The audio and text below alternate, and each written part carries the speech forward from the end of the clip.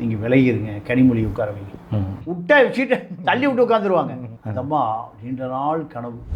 சீமான திமுக அம்பாசமுத்திரம் நிறுத்தி சீமாந்த தயவில் கூட்டிகிட்டு போகலாம். ஏன் அதிமுக இத்தனை தோல்வி அடைஞ்சதுக்கு என்ன காரணம்? ஒரே காரணம் பாஜக. சீமா அரசியல் அடியால் தான். எவன் காசு கொடுத்து எதை சொன்னாலும் பண்ணுவார்.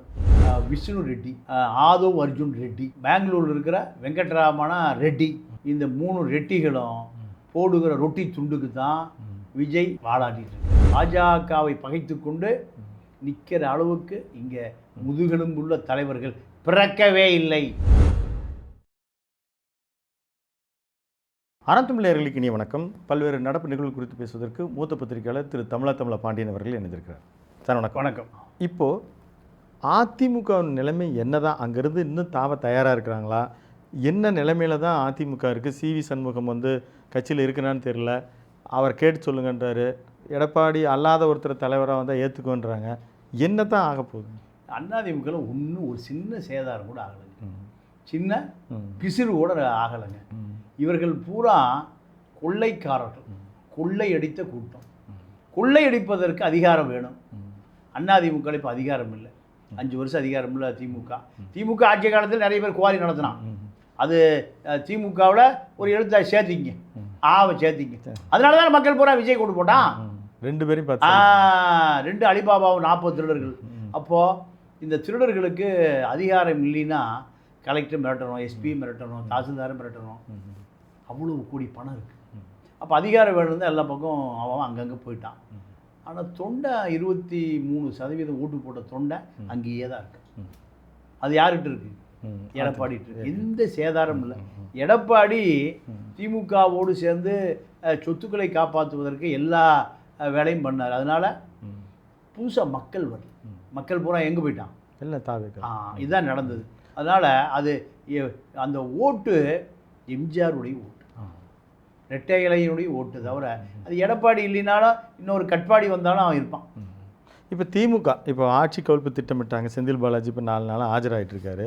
இப்போ அவங்களுடைய மனநிலை என்ன? எதிர்கட்சியாகத்தான் செயல்படணுமா? இன்னும் அந்த அதிருப்தியில் ஏதாவது ஆட்சி கலைக்க முயற்சி நடந்துக்கிட்டே இருக்கு? இல்லை, எல்லாம் ஃபெயிலியர் ஆகிப்போச்சு, எக்ஸ்போஸ் ஆகிப்போச்சு.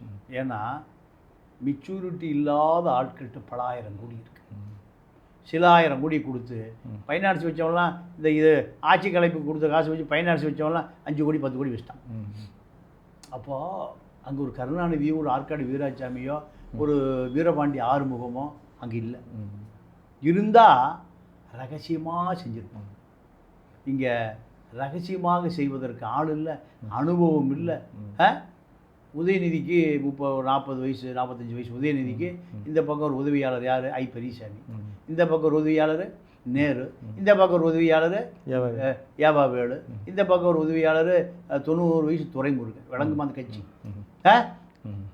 அப்போது உதயநிதியை நம்பி தான் அந்த கட்சியே இருக்குது. அப்போ அந்த கட்சி எதிர்காலத்தில் எப்படி வரும்னா, இப்போ அந்த கட்சிக்குள்ளேயே இப்போ ஒரு வேறு விவாதம் வந்துருச்சு. நீங்கள் விலகிருங்க, கனிமொழி உட்கார வைங்க. அவங்களும் ஆர்வமாக இருக்கிற மாதிரி, ரொம்ப ஆர்வமாக விட்டா சீட்டை தள்ளி விட்டு உட்காந்துருவாங்க. அந்த அம்மா நீண்ட நாள் கனவு இந்த கட்சிக்கு தலைவராகணும், முதலமைச்சராக. ஆனால் அதுக்கு வாய்ப்பு இருக்குன்னு நினைக்கிறீங்களா? வாய்ப்பு கண்டிப்பாக வரும். உதயநிதியை பொறுத்த வரைக்கும் இப்போவே சட்டசபைக்கு தனியாக போகிறதுக்கு பயப்படுறாரு. 72 பேர் இருந்தாலும் எல்லாம் வாயை பொத்திட்டு இருக்கான். ஏன்? அங்கே ரேடு விட்டுருவோம். அதை ரேடு ஆதவரிச்சுனா எங்கே நோட் பண்ணி வச்சு. அதனால் இப்போ சீமான திமுக தூக்கி அம்பாசமுத்திரம் அம்பாசமுத்திரம் நிறுத்தி சீமாந்த தயவில் கூட்டிகிட்டு போகலாம். இப்போ 31 பேர் அரசு வேலை காலி பண்ணது சீமான் தான். திமுக தான் காரணம். திமுக தான். ரஞ்சித், அமீர், இவர் வெற்றிமாறன், இந்த கும்பலை இறக்கி விட்டதும் திமுக. ஆண்ட்ரியா வரைக்கும் இறக்கி விட்டுருக்காரு. யார் எதுக்க? விஜய் எதுக்க? இப்படி பலகட்ட ஒரு பக்கம் சாட்டை அடிக்கிறாரு, ஒரு பக்கம் சீமான் அடிக்கிறாரு. இப்போ வழக்கு அந்த 31 பேர் நம்ம தனியாக கேட்கலான்றீங்க, நீங்கள் அதை தொட்டுட்டீங்க. அதில் ஒரு கருணை அடிப்படையில் கொடுத்ததை அதை கேன்சல் பண்ணியிருக்கு இங்கே ஹைகோர்ட். அவங்க சுப்ரீம் கோர்ட் போயிருக்காங்க. இதில் எப்படி சீமான் அந்த குழுவினர்கள் காரணமாக இருந்தாங்க? அதாவது திமுக மீது அந்த பழி வந்துடக்கூடாது. திமுக தானே வேலை கொடுத்துட்டு போல கெடுத்து விட்டான்டா. அதுவும் ஆன்டி ஓட்ஸ். அதனால சீமா வந்து அரசியல் அடியால் தான். எவன் காசு கொடுத்து எதை சொன்னாலும் பண்ணுவார். ஜெயலலிதா காசு கொடுத்து இலை மலர்ந்தால் ஈழம் கிடச்சிரும்பியா நீ செய், கார்பரேஷன் கான்ட்ராக்டுக்காரனுக்கு சொல்லி மாதம் 2 கோடி ரூபா, வருஷம் 24 கோடி ரூபா, அந்த அம்மா இருக்க வரைக்கும் 100 கோடி ரூபா கொடுத்து. இதுதான் இப்போ திமுக 50 கோடி ரூபா கொடுத்துருக்கு.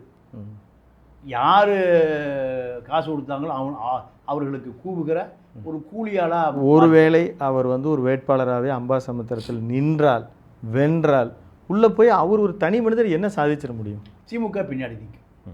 திமுக அதெல்லாம் ஜெயிக்க போகிறதில்ல, சாதிக்கும் போகிறதில்ல, ஒன்றும் இல்லை.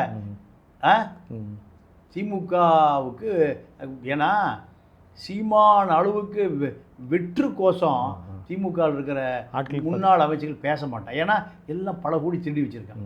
பேசினா சிக்கல். இதுதான் அதிமுக பேசினா திமுக சிக்கல், திமுக பேசினா அதிமுக சிக்கல். 5 ஆண்டு காலம் ஏன் அதிமுக பேசல? பேசினா திமுக ரெய்டு பண்ணிடும், எல்லாத்துக்கும் ஜெயிலு போட்டுரும். ஏன்னா அவ்வளோ ஊழல், இவங்க ஊழல் பண்ணிட்டு இருக்காங்க. அப்போ இதே கதை தான் இப்போ திமுகவுடைய நிலைமை. அதனால சீமானை பர்ச்சேஸ் பண்ணி பேச வைக்கிறாங்க, வழக்கு போட வைக்கிறாங்க, சாட்டை அடிக்கிறாரு. முழு நேர வேலை இதுதான். திமுகவினுடைய அடியாளாக நாம் தமிழர் மாறிடுச்சு. அதனால தான் அங்கிருந்த கடைசி ரயிலில் போன களஞ்சியம் ஏகலைவனெல்லாம் போட்டியிலேருந்து இறங்கிட்டாங்க. அது பிரேக் பிடிக்காமல் போயிட்டுருக்கு. எங்கே போய் முட்டி மோதி கவுரும்னு தெரியல. அதுதான் இப்போ சீமானுடைய நிலை. விசிகா அவங்க வந்து காத்தால ஒன்று, அதாவது ஒரு ப்ரெஸ் மீட்டுக்கும் ஒன்று திரும்ப அவர்கள் பேசிகிட்டு இருந்தார். எல்லாருமே அவரை ஆதரித்த அத்தனை பேருக்குமே ஒரு ஷாக்காக இருந்துச்சு. இப்போ புதுதாக இன்னொரு வந்து பார்த்தீங்க, ஒரு மேடை திரு ரவிக்குமார் இருக்கார். அவங்க வந்து ஒரு ஐயரெல்லாம் வச்சு ஏதோ பண்ணுறாங்க, இவரெல்லாம் வேடு கட்டுறாரு. இப்போ என்ன அவங்க முழுக்க ஆர்எஸ்எஸ் பக்கம் போகிறாங்களா? நமக்கு ரொம்ப குழப்பமாக இருக்கு. இல்லை, நீங்கள் தான் குழப்பம். அவங்க தெளிவாக இருக்காங்க. அவங்க தெளிவாக இருக்காங்க. இப்போ அவங்கள பொறுத்த வரைக்கும் பாஜகவை பகைத்து கொள்ள முடியாத அளவுக்கு அறிவாலயம் ரகசியம் ஐரோப்பாவுக்கு போய் அமித்ஷாட்ட மாட்டிக்கிச்சு. அவர் வாழ்த்து சொன்னால் சந்தோஷமாக வெளியில் பகிர்ந்துக்கிறார். அதான் அறிவாலயம் அமெரிக்கா கொடுத்த கிஃப்ட்டு ஐரோப்பாவுக்கு போனது அமித்ஷாட்ட மாட்டிக்கிச்சு. வேறு ஒன்றுமே இல்லை. அப்போ இனி சனாதனம் கினாதனம் ஒன்றும் பேச முடியாது. இப்போ எப்படி அதிமுகவுக்கு கொஞ்ச நாளில் தலைவர் யார் இருந்தான்? அமித்ஷா இருந்தார். அது அமித்ஷா திமுகன்னு கூட திமுக சொல்லிச்சு. ஆமாம். அப்போ அதே போல் இப்போ விசிகா இப்போ அமித்ஷாவுக்கு ஒரு 50% அமித்ஷாவை ஆதரிக்கலைன்னா அவங்களுக்குள்ள ஒரு அன்பு பெருகிருச்சுன்னு வைங்களேன். அப்போ திமுக பாஜக கூட்டணி வந்தால் அவர் அதிகமாக விமர்சிக்க மாட்டார். பாஜக எந்த காலத்துக்கு கூட்டணி வர? ஏன்னா திமுகவுக்கு பாஜகவை விட முஸ்லீம் சிறுபான்மை மக்களுடைய வாக்கு தேவை. நீங்கள் பாஜகவோட சேர்ந்துனா திமுக அழிஞ்சே போயிடும். திமுக அழிஞ்சு ஏன் அதிமுக இத்தனை தோல்வி அடைஞ்சதுக்கு என்ன காரணம்? ஒரே காரணம் பாஜக தேர்தல் உடன்பாடு. தேர்தல் உடன்படிக்கை தான். முஸ்லீம் கிறிஸ்தவர்கள் அந்த பக்கமே திரும்பி பார்க்கலையே. பாஜக இருந்தால் முஸ்லீம் கிறிஸ்தவர்கள் அந்த அணியை வெறுத்துருவோம். அதுதான் திமுக ஜெயிப்பதற்கு, நாடாளுமன்றம் சட்டமன்றம் வெற்றி பெறுவதற்கு அதுதான் பெரும் காரணம். எடப்பாடி அமித்ஷாட்டு தப்ப முடியல. இப்போ அமித்ஷா தப்பிச்சு போயிட்டார். அவர் போயிட்டார். இந்த கட்சியில் வச்சு நம்ம ஒன்றும் பண்ண முடியாது. யார் ஜெயிச்சு வரானோ, நீங்கள் ஒரு குதிரைக்கு பணத்தை கட்டி ஜெயிக்க வைக்கிறத விட ஜெயிக்கிற குதிரையில் பணம் கட்டினா ஜெயிச்சிடலாம். ஆர்எஸ்எஸ் தான் முதலே சொன்னேன். பார்ப்பனர்கள் 3 கோடி பேர் 100 ஆண்டுகளுக்கு முன்பே திட்டமிடுவோம். திமுக அதிமுக ஜெயிச்சா பார்க்கலாம், இல்லைன்னா வேறு கட்சி போகலாம் முடிவு பண்ணிடுவோம். திமுகலேருந்து தான் பாதி பேர் அதிமுக போவான், அதிமுக திமுக போவான், 2 இல்லைன்னா தாவேக்காக போயிடுவோம். இப்போ திரு தனுஷ் அவர்கள் ஒரு பிறந்தநாள் கொண்டாட்டம் இந்த வருஷம் கோலாகலமாக கொண்டாடினார். அதே போலவே திரு சரத்குமார் அவர் வந்து கொண்டாடுறாரு. அந்த மேடையில் வந்து திரு சீமான் வராரு, திரு தனியரசு வராரு. அவங்க எல்லாரையும் நாங்கள் ஒரு தாயின் குழந்தைகளாக சீமான் பேசுகிறாரு. அதையும் புகழ்ந்து திரு நயினார் பேசுகிறாரு. இது என்ன கால்குலேஷன்? இல்லை, இது ராதிகாவும் சரத்குமாரும் லைவில் இருக்கோம். நாங்கள் எங்களெல்லாம் யாரும் மறந்துட முடியாது. நாங்கள் ஒரு பாஜக தலைவர் பதவிக்கு ஏதாவது ஆமாம், பாஜக அவரெல்லாம் கொடுக்க மாட்டாங்க. அதெல்லாம் சரத்குமார்லாம் மறந்து மக்கள் ரொம்ப நாளாகி போச்சு. சரத்குமார், நயினா நாகேந்திரன், சீமான், வைகோ, டிடிவி இப்படி எல்லாம் மக்கள் மறந்து இப்போ வந்து ஒரே கிளாமர் கட்சி தாவேக்கா. தாவேக்கா தயவுல தான் நிற்கலாமே தவிர இப்போ வைகோ ஒரு புத்தக வெளியீட்டுக்கு டெல்லிக்கு பிளான் பண்ணார், அவர் வரமாட்டேன்ட்டார். ஆனால் அவர் நாளில் வேணாம் நீங்கள் வந்தால் டெல்லியில் கும்பல் வந்துடும். ஆமாம், டெல்லியே திரண்டு வந்துடும். வரலேன்னு சீச்சி இந்த படம் பிடிக்கும். அதே போல் உளுந்தூர்பேட்டை மாநாட்டுக்கும் வரலின்ட்டார். யார்? விஜய். திருமாவுக்கும் ஒரு பெரிய அப்செட். காரணம் விஜய் இதெல்லாம் ஒரு கட்சியாகவே மதிக்கல. இதெல்லாம் ஒரு கட்சியாகவே அவர் மதிக்கலை. அவர் தானே போய் அவர் அங்கே 2 சீட்டு உதயசூரில் நின்று இன்னும் அந்த கேண்டிடேட் அங்கே தான் இருக்காங்க. இருந்தாலும் இவர் விஜய் அவர்கள் தானே போய் வலிது எதுவும் பேசி தானே இவங்க இந்த கூட்டணிக்கு வராங்க. இல்லை, கூட்டணிக்கு வர்றாங்க, அது அன்னைக்கு நிலைமை. இன்றைக்கி பாமக ரெடியாக இருக்காங்க. இருக்கு. இவங்க எப்போ அண்ணன் எப்போ திண்ணை காலி இந்த அது அடிஷனலாக எல்லா வேலையும் நடந்துட்டு தான் இருக்குது. அதனால் விஜய் இப்போது எப்படி ஆட்சி நடத்தணும், அதிகாரம் நடத்தணும், பாஜக எப்படி அதை சரி பண்ணணும் எல்லாம் தெரியும். நீங்கள் அதிமுக ஆட்சி 2016-21 110 சீட்டில் தான் ஆட்சியே நடந்தது. எலெக்ஷன் கமிஷன் கொடுத்து அபிடவிட்ட 110 பேர் இருக்கான். இந்த அபிடவிட்டில் தான் 5 ஆண்டு காலம் ஆட்சியே நடந்தது. 8 பேர் இல்லாமல் தான், 8 பேர் ஆள் இல்லாமல். இதே ஃபார்முலா தான் இப்போ விஜய்க்கும். அறலேக்கர் எங்கிட்ட ஸ்ட்ரென்த் இவ்வளோ தான். யார் போனாலும் சரி வந்தாலும் சரி, இதுதான் எங்கள் ஸ்ட்ரென்த். என்ன உங்களுக்கு பண்ணணும் நாங்கள் பண்ணித்தரோம். அப்போ உங்கள் பாலிசியை நாங்கள் ஃபாலோ, அவ்வளோதான். வேற என்ன? நீங்கள் ஜெயலலிதா மரணம், பாஜக ஓபிஎஸ்ஸை போட்டு தன்னுடைய கட்டுப்பாட்டில் வைக்கணும்னு முடிவு பண்ணி குருமூர்த்தி உட்பட அத்தனை பேருமே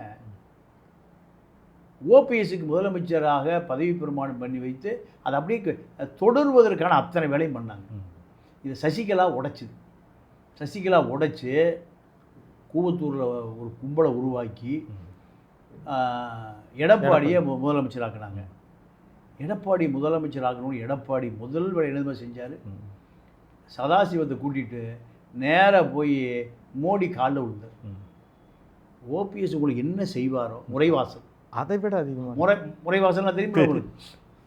அந்த முறைவாசல் நானே பண்ணுறேன், ஏன் ஆளே பண்ணுவார். யார்? சதாசிவம். அப்போது அமித்ஷா பார்த்தாரு, இது நல்ல டீலாக இருக்கு. இது யாருன்னு என்ன நமக்கு சொன்ன நம்ம பாலிசி. எங்கேருந்து வரும் உத்தரவு? கமலாலயத்திலேருந்து உத்தரவு வரும், அது செஞ்சிடணும். அவ்வளோ, கமலாலயத்திலேருந்து உத்தரவு வரும். கமலாலயத்துக்கு உத்தரவு எங்கேருந்து வரும்? நாக்பூர்லேருந்து வரும். ஆர்எஸ்எஸ் தலைமையகம் எங்கே? நாக்பூர். அங்கேருந்து இங்கே போகிறோம், இங்கேருந்து அங்கே போகணும், அவ்வளோதானே. Right, okay. அப்போது ஒரு எம்எல்ஏ கூட ஜெயிக்காமல் 5 ஆண்டு காலம் யார் ஆட்சி நடந்தது? பாஜக ஆட்சி. 4 பேர் கணக்கு. 4 பேரை விட 110 பேர் பெருசா இல்லையா? 4 பேரை வச்சு அதுதான் நடந்தது. அப்போது ஸ்டெர்லைட் துப்பாக்கி சூடெல்லாம் அனில் அகர்வால் யாரை போய் பேசினார்? எடப்பாடி போய் பேசினார். அமித்ஷா பார்த்தாரு, பேசினார். தூத்துக்குடி மாவட்டமே 10 நாள் அவர் கண்ட்ரோல் கொடுத்துட்டான். எஸ்பி, கலெக்டரு எல்லாம் நீ வச்சுக்க, என்ன வேணால் பண்ணிக்கிட்டு. எடப்பாடி என்ன சொன்னார்? டிவியை பார்த்தா தெரியும், டிவியை ஆஃப் பண்ணிட்டார். இதுதான் பாஜகவை பொறுத்தவரை. பாஜக எதை சொல்லுகிறதோ அதை நல்ல உள்ள மாதிரி கேட்டிங்கன்னா நீங்கள் ஆட்சி நடத்தலாம். இங்கே இப்போது நீட்டுக்கு வேண்டாம் நீங்கள் போராட்டம் நடந்து நீங்கள் பார்த்துருப்பீங்க. அங்கே வந்து தேர்வு முறைப்படுத்தணுன்னு இங்கே வந்து பொங்கி விழுந்தது. ஆர்டிஸ்ட்லாம் வந்தாங்க, கம்யூனிஸ்ட் கட்சி இடமெல்லாம் கொடுத்தாங்க. கடைசி அது என்ன தான் ஆச்சு? ஏன் அவர்களுக்குள்ள ஒரு மிகப்பெரிய சண்டை வந்து எல்லாமே டக்குன்னு எப்படி காணாமல் போனாங்க? இல்லை, அங்கே டெல்லியில் பிரச்சனை முடிஞ்சுது. தடியடி தர்மேந்திர பிரதான் பதவி விலகினாரு, முடிஞ்சு போச்சு. இவர்களுக்கு ஒரு கொள்கை கிடையாது எப்பவுமே. எஸ்எஃப்ஐ தான் இந்த மாணவர் தான் இந்த போராட்டத்தை திரட்டினாங்க. ஆனால் அதோட முடிஞ்சு போச்சு. அதை தாண்டி பிரச்சனை ஒன்றுமே இல்லைன்னு நினைக்கிற கட்சி தான் சிபிஐ சிபிஎம் தலைமை. அகில இந்திய அளவில் ஏதாவது ஒரு இஷ்யூ பெருசாச்சுன்னா நாங்கள் கட்சி இருக்கியா, நாங்களும் கட்சி நடத்துகிறோம். நீங்கள் மீதி அறிவாலயத்தில் போய் 5 சீட்டு வாங்கிட்டு 2 சீட்டு ஜெயிச்சா செட்டில் அவ்வளோதான். போராட்டம் நடக்கிற பொழுது தீக்கதிலையும் ஜனசக்தியிலையும் முதல் பக்கத்தில் வரும். திமுக இளைஞரணி இந்த போராட்டத்தை பெரிய அளவில் பெரிதுபடுத்தாமல் பிஜேபியை சங்கடப்படுத்தக்கூடாதுன்னு அமைதியாக இருந்துட்டாங்களா? அதான் காரணம். நீங்கள் காங்கிரஸ் கைவிட்டு போன பிறகு திமுக காங்கிரஸை நம்ப தயாராக இல்லை. பாஜகவை எப்பவுமே எதிர்க்காதீங்கன்னு அவர் லண்டன்லேருந்தே உத்தரவு கொடுத்துட்டாரு நாடாளுமன்ற குழு தலைவருக்கு. பாஜக தயவோடு தான் விஜயை கவுக்கணும்னு நினைக்கிறேன். பாஜக என்ன நினைக்குது, கவுக்கவே வேண்டாயா, எங்கே சொன்னபடி எங்கள் கட்டுப்பாட்டுக்கு அவர் வந்துட்டார். விஜயை கட்டுப்படுத்துறது விஷ்ணு ரெட்டி, ஆதவ் அர்ஜுன் ரெட்டி, பெங்களூரில் இருக்கிற வெங்கட்ராமனா ரெட்டி, இந்த 3 ரெட்டிகளும் போடுகிற ரொட்டி துண்டுக்கு தான் விஜய் வாடாட்டிகிட்டு இருக்கார். அதை மீறி ஒன்றும் பண்ண முடியாது. இந்த 3 பேர் யாருக்கு அடக்கம்? ஆர்எஸ்எஸ். ஏன்னா நீங்கள் ஒரு 100 கோடி வந்துருச்சுன்னா அவங்ககிட்ட ஆட்டோமேட்டிக்காக ஆர்எஸ்எஸ்க்கு நீங்கள் அடிமையாகியே போயிடும். நீங்கள் உள்ளூரில் ஒரு 10 கோடி சம்பாரிச்சு நீங்கள் தொழிலதிபரை மாறிட்டீங்கன்னா அந்த ஏரியா தாசில்தாருக்கு நீங்கள் சொன்னபடி கேட்கணும், அந்த ஏரியா இன்ஸ்பெக்டருக்கு நீங்கள் சொன்னபடி கேட்கணும். ஏன்? உங்களுடைய தலைவிதி அந்த தாசில்தாரும் அந்த இன்ஸ்பெக்டர் தான் முடிவு பண்ணுவாங்க. எவனாவது ஒருத்தன் பாதிக்கப்பட்டவன் போனால், டேய் போட ஐயா நல்லவர்றா, யார்? காவல்துறையோ யாரோ வருது, அவர் எவ்வளோ நல்ல மனுஷன், நல்ல தொழில் பண்ணிவிட்டு ஒரு தொழிலதிபராக இருக்கார், அவரை போய் புகார் கொடுக்குறேன். ஐயா அதை புகார் கொடுத்துருக்கா அவங்கள பார்த்துக்கங்க, நீங்கள் எல்லாம் சரி பண்ணியிருக்கேன், நான் உங்களை நைட்டு பார்க்குறேன். அவ்வளோதான். இதுதான் அரசாட்சி. இதுதான் அரசாட்சி.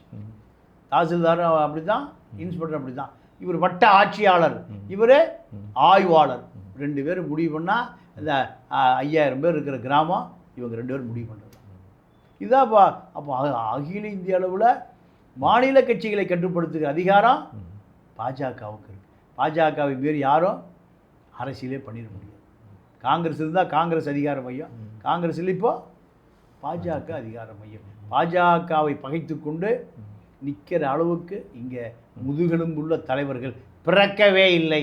தந்தை பெரியார் ஒருவர் தான் பாஜகவை கடைசி வரைக்கும். பாப்பானையும் பாம்பையும் பார்த்தா முதல்ல பாப்பானை அடரா, பாம்புக்கு வாயில் தாண்டா விஷம், பாப்பானுக்கு உடம்பு ஊரா விஷம்டா, இந்த இனத்தை நாசம் பண்ணிவிட்டான்டா சொன்ன ஒரே ஆள் தந்தை பெரியார் தான். அந்த கருப்பு சட்டைக்கு தான் இன்னைக்கு வரைக்கும் பயம். பெரியார் இறந்து அரை நூற்றாண்டாகி போச்சு, இன்னும் அந்த பேரை சொன்னால் பயப்படுறானே. 2000 வோல்டேஜ் மின்சாரம் அந்த சிலையில் இன்னும் ஓடிட்டுருக்கேன், தொட்டா ஷாக்கடிக்குதே. அந்த ஷேக்கை இது வரைக்கும் எவ்வளவுமே செய்யலை. ஏன்? பிழைப்புவாதிகள் இனத்தை காட்டி கொடுத்து தன்னை வளப்படுத்தி கொள்ள வேண்டும். அதுதான் எம்ஜிஆர் படத்தில் அந்த காலத்தில் பாடுவார். மக்கள் நலம் மக்கள் நலம் என்றே பேசுவார், தன் மக்கள் நலம் ஒன்றேதான் கருத்தில் கொள்ளும். இதுதான் இன்றைக்கி, அதான் அன்றைக்கே அது எம்ஜிஆர் காலத்தில் இந்த செய்தி வந்துருச்சு. பெரியார் சொல்கிறார், அதிகாரி பொறுக்கி திங்க அரசாங்கம், அரசியல்வாதி பொறுக்கி திங்க அரசியல், இதாண்டா இந்த நாட்டில் நடக்குதுன்னு. நடந்ததா இல்லையா?